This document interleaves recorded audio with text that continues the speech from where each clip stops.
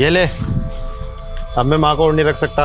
आज से माँ तेरे साथ रहेगी। क्या माँ मेरे साथ रहेगी? भैया आपका दिमाग खराब हो गया है क्या? आपको पता है मैं सिंगल हूँ, अकेला रहता हूँ, मेरे घर में कौन ध्यान रखेगा इनका?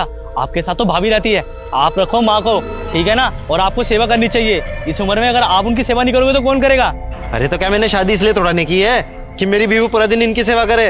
अरे मेरी बीवी के पास और भी काम होते हैं, वो भी नौकरी करती है, और घर पे इनका ध्यान कौन रखेगा फिर? अच्छा तो भाभी का माँ की थोड़ी सेवा नहीं कर सकती क्या? हाँ, और वैसे आप मेरे पास भेज रहे हो माँ को? अरे मैं अकेला रहने वाला बंदा हूँ, मुझे नहीं पता मेरा सुबह कहाँ होगी और शाम कहाँ होगा, और आप माँ को मेरे साथ भेजो, परेशान हो जाएंगे। आप रखो उन्हें। और भैया आपके पास तो भाभी है, भाभी आराम से इनका ध्यान रख सकती है, लेकिन आप माँ का मन मार रहे हो। माँ शुरू से आपके साथ रहना चाहती थी, वो मुझसे ज्यादा प्यार आपसे करती हैं, और आप होके उन्हें साथ रखने से मना कर रहे हैं। अरे तो माँ के चाहने से क्या होता है? हमें भी तो पसंद होनी चाहिए ना वो चीज। तुझे पता है यार, मिडिल क्लास लोग है, माँ के रहने से बहुत प्रॉब्लम होती है।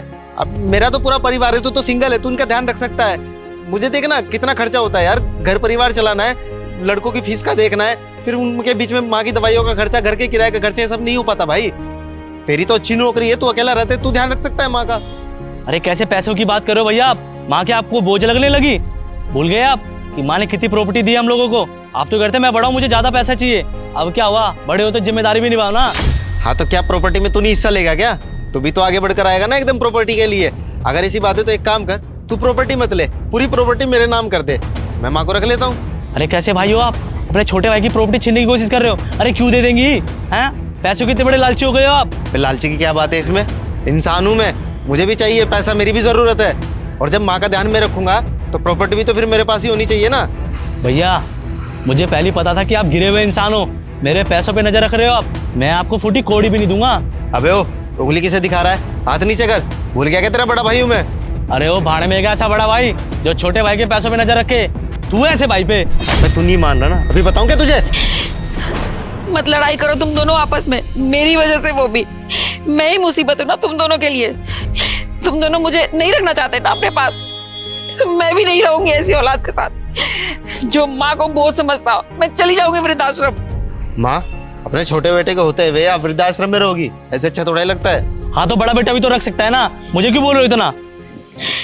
अरे मुझे कोई नहीं चाहिए, ना बड़ा बेटा चाहिए ना छोटा बेटा चाहिए। अरे एक माँ ना 2-3 बच्चों को पाल लेती है, लेकिन वही 2-3 बच्चे मिलके एक माँ को नहीं रख सकते। मुझे रहना नहीं तुम दोनों के साथ। और हाँ, भले ही तुम दोनों ने ना प्रॉपर्टी आपस में बांट ली हो, पर तुम लोग शायद भूल गए हो कि वो प्रॉपर्टी लीगली अभी भी मेरे पास है, और मैं उसमें से एक फूटी कौड़ी नहीं दूंगी तुम लोगों को। मैं उनको ही दूंगी जो मेरे जैसे सताए हुए लोग होंगे। मैं वृद्धाश्रम खोलूंगी, वहां पे रहूंगी उन जैसे लोगों के साथ, ताकि उनका भी गुजारा चले और मेरा भी। पर तुम लोगों के साथ बिल्कुल नहीं रहूंगी, शक्ल तक नहीं देखूंगी तुम लोगों की हाथ से। माँ ये क्या बोल रहे हो आप? माँ आप कहीं मत जाओ, आपको तो पता ही है घर परिवार में ऐसी छोटी मोटी लड़ाइयाँ तो होती रहती है, तो हम दोनों भाई भी बस ऐसे ही लड़ रहे थे।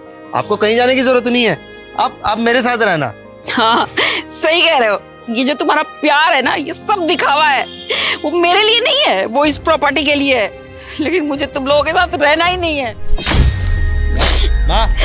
माँ मेरी बात तो सुनो माँ। ये सब कुछ ना तेरी वजह से हुआ है। अरे रहने दो भैया, लालची आप हो तो ये सब आपकी वजह से हुआ है। अरे माँ को रख लेते तो क्या हो जाता? अरे तो तू क्या कम लालची है? रख लेता माँ को कुछ दिन, फिर मैं रख लेता, क्या चला जाता? निकल गई ना प्रॉपर्टी हाथ से। अब फालतू में लड़ो मत, चल के वहां से माफी मांगते हैं, कहीं ऐसा ना हो कि हमें भीख मांगने की नौबत आ जाए। चलो चल।